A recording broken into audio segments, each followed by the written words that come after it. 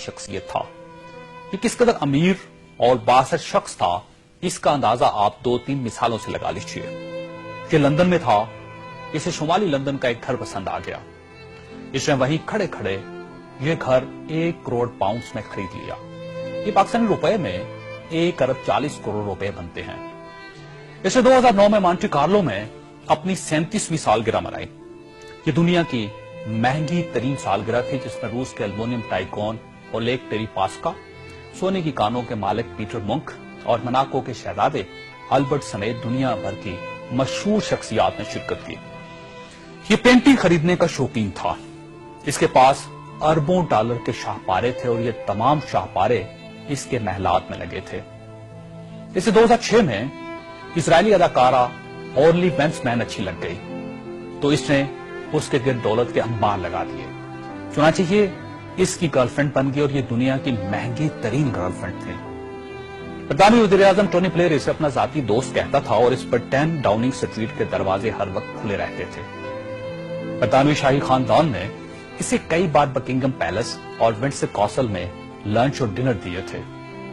یہ لندن اور پیرس میں پلے بوائے کی زندگی گزارتا تھا اور اسے دنیا جہان کے قانون توڑ کر بہت خوشی ہوتی تھی. اس نے ایک بار پیرس کی شانزلیزے پر 120 کلومیٹر کی رفتار سے گاڑی چلا کر پوری یورپی دنیا کو حیران کر دیا اور پیرس کی سٹی حکومت کوشش کے باوجود اس کا چالان نہ کر سکی. یہ لیبیا کی انویسٹمنٹ اتھارٹی کا سربراہ بھی تھا اور یہ اتھارٹی دنیا کے کسی بھی ملک میں کسی بھی وقت $10 بلین تک کی سرمایہ کاری کر سکتی تھی اور یہ ایک بہت بڑا استحقاق تھا. اس شخص کا نام ناظرین سیف الاسلام ہے اور یہ لیبیا کے سابق حکمران کرنل قذافی کا بیٹا ہے. سیف الاسلام کرنل قذافی کا وارث اور ولی عہد بھی تھا اور اسے دنیا کا اس کے بارے میں خیال تھا کہ یہ کرنل قذافی کے بعد لیبیا کا حکمران ہوگا.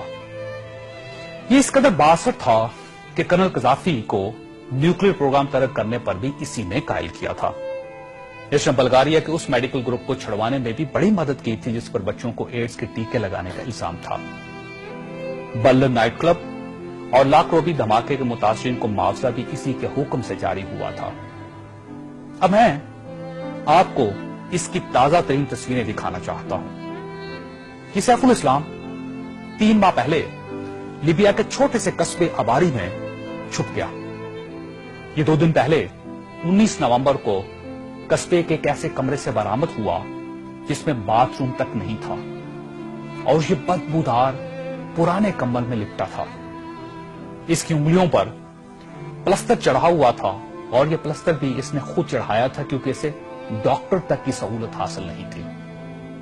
یہ سیف الاسلام اس وقت لیبیا کی موجودہ حکومت کے قبضے میں ہے اور پوری دنیا میں کوئی شخص اس شخص کو پناہ دینے کے لیے تیار نہیں جو 3 ماہ پہلے تک ملکہ برطانیہ کا شاہی مہمان بنتا تھا اور ٹونی بلیئر اسے مائی فرینڈ کہتا تھا اور پیرس کی کمپنیاں اس کے لیے خصوصی خوشبو ایجاد کرتی تھی. یہ ہے سوال اور یہ تصویر دنیا کے ان تمام حکمرانوں اور ان کے خاندانوں کے لیے عبرت کا سبق ہے جو اقتدار کو سب کچھ سمجھ لیتے ہیں اور جو اس زوم میں مبتلا ہو جاتے ہیں کہ ان کے اقتدار کا درخت ہمیشہ سبز رہے گا. یہ تصویر دنیا بھر کے حکمرانوں سے چیخ چیخ کر کہہ رہی ہے کہ جو حکمران عوام کا اعتماد کھو دیتے ہیں ان کا یہ انجام ہوتا ہے.